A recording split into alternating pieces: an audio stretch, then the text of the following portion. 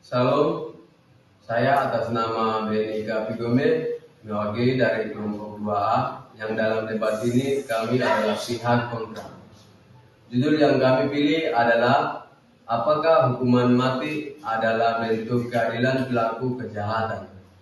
Hukuman mati dipandang dari berbagai perspektif dalam kaitannya dengan keadilan bagi pelaku kejahatan.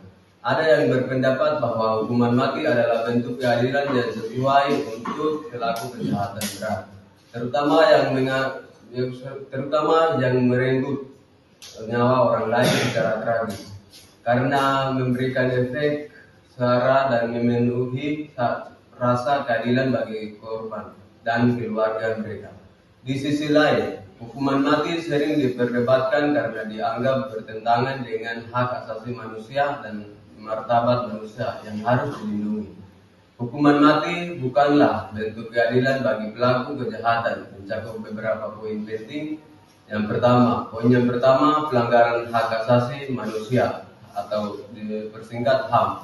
Hukuman mati dianggap melanggar prinsip dasar HAM atau hak asasi manusia, terutama hak hidup yang absolut dan tidak boleh dicabut oleh negara. Prinsip dasar hak asasi manusia terkait hak hidup yang paling fundamental. Hak hidup dijamin secara global dalam berbagai instrumen HAM seperti yang pertama, Pasal 3 Deklarasi Universal Hak Asasi Manusia (DUHAM). Penyataan setiap orang berhak atas kehidupan, kebebasan dan keamanan pribadi. 2. Pasal 6 Kovenan Internasional dengan Hak Sipil dan Politik (ICCPR) menegaskan hak untuk hidup adalah hak yang dilindungi oleh hukum. Tidak seorang pun boleh dengan sengaja dirampas nyawanya secara sewenang-wenang. Poin pertama, pelanggaran hak asasi manusia atau dengan persingkat HAM. Hukuman mati dianggap melanggar prinsip dasar HAM, terutama hak hidup yang absolut dan tidak boleh dicabut oleh negara. Prinsip dasar hak asasi manusia terkait hak hidup yang paling fundamental. Hak hidup dijamin secara global dalam berbagai instrumen HAM seperti yang pertama, Pasal 3 Deklarasi Universal Hak Asasi Manusia atau dengan persingkat DUHAM, menyatakan setiap orang berhak atas kehidupan, kebebasan, dan keamanan pribadi. Nomor 2, Pasal 6 Kovenan Internasional tentang Hak Sipil dan Politik atau dipersingkat ICCPR, menegaskan hak untuk hidup adalah hak yang dilindungi oleh hukum. Tidak seorang pun boleh dengan sengaja dirampas nyawanya secara sewenang-wenang. 3. Pasal 12 Kovenan Internasional Hak Ekonomi, Sosial, Budaya, hak hidup sebagai dasar kebebasan dan keamanan. Poin kedua, risiko kesalahan hukum adalah kekhawatiran serius tentang kemungkinan kesalahan dalam putusan pidana mati, di mana individu yang sebenarnya tidak bersalah dapat dieksekusi. Ini menjadi persoalan besar dalam sistem peradilan yang masih rentan terhadap korupsi dan ketidakadilan, sehingga menjatuhkan hukuman mati tanpa kepastian mutlak dianggap sangat beresiko. Berikut adalah contoh kasus yang paling banyak disoroti publik. 1.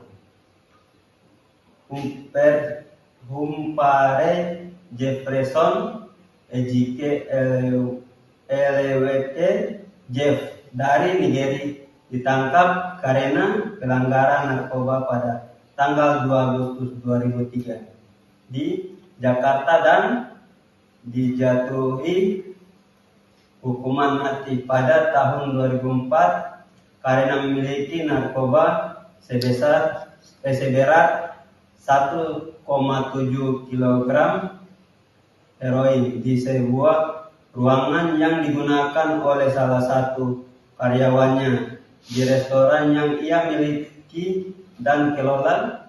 Ia ditahan selama total 5 bulan tanpa pendampingan hukum, melanggar pasal 14 Kovenant Internasional tentang Hak-Hak Sipil dan Politik. ICCPR Indonesia mengisahkan ICCPR pada tahun 2006 pengawasan oleh polisi karena Jeff mengaku dipukuli berulang kali selama interogasi. Ia mengatakan para interrogator mengancam akan menembaknya jika ia menolak mendatangi surat pengakuan kepemilikan heroin. Jeff dihukum karena kepemilikan dan penjualan narkoba oleh Pengadilan Negeri Jakarta Pusat dan dijatuhkan hukuman mati pada bulan April 2004. Putusan dan hukumannya dikuatkan oleh Pengadilan Tinggi pada bulan Juni 2004 dan Mahkamah Agung.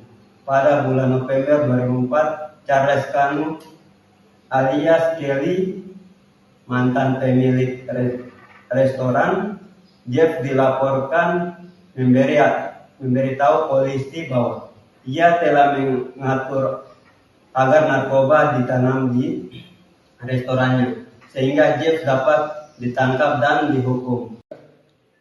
Poin berikutnya, konstitusional dan hak hidup.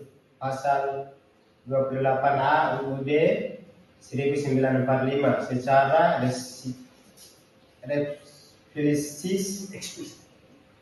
penyataan bahwa setiap orang berhak untuk hidup serta berhak mempertahankan hidup dan kehidupan sehingga pelaksanaan hukuman mati harus dipertimbangkan dengan cermat agar tidak bertentangan dengan hak konstitusional ini.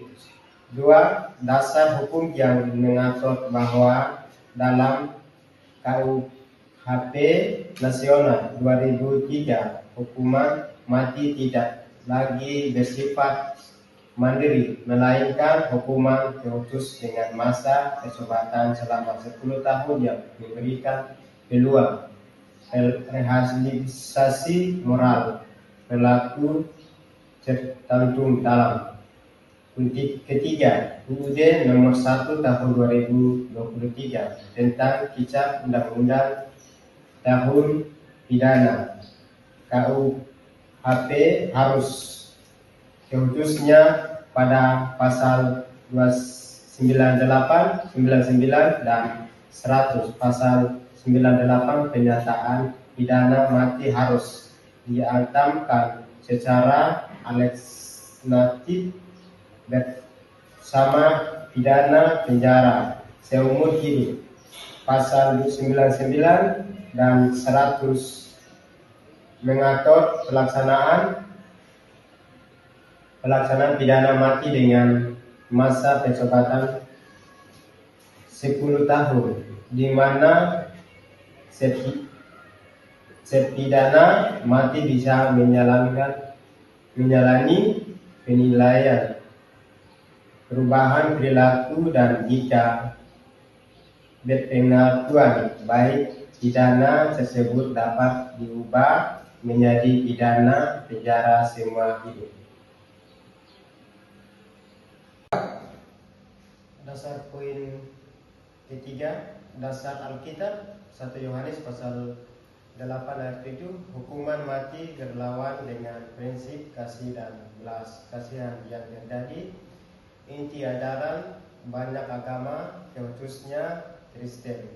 Seperti yang terdapat dalam Alkitab, setiap di antara kamu yang tidak berdosa, kehendaklah dia yang pertama melempar batu kepada perempuan itu. Ayat ini menunjukkan bahwa tidak ada manusia yang bersih dari dosa. Ketiga, kita tidak berhak menghakimi orang lain berlebihan dengan menyatukan hukuman mati secara sembrono karena semua manusia memerlukan kesempatan untuk bertobat dan mendapatkan pengampunan. Jadi Yohanes pasal 8 ayat 7 lebih perumpamaan merupakan pengingat agar hukuman termasuk hukuman mati dijalankan dengan penuh pertimbangan moral dan kesadaran akan dosa manusia, bukan sebuah pernyataan penolak total terhadap hukum mati itu sendiri.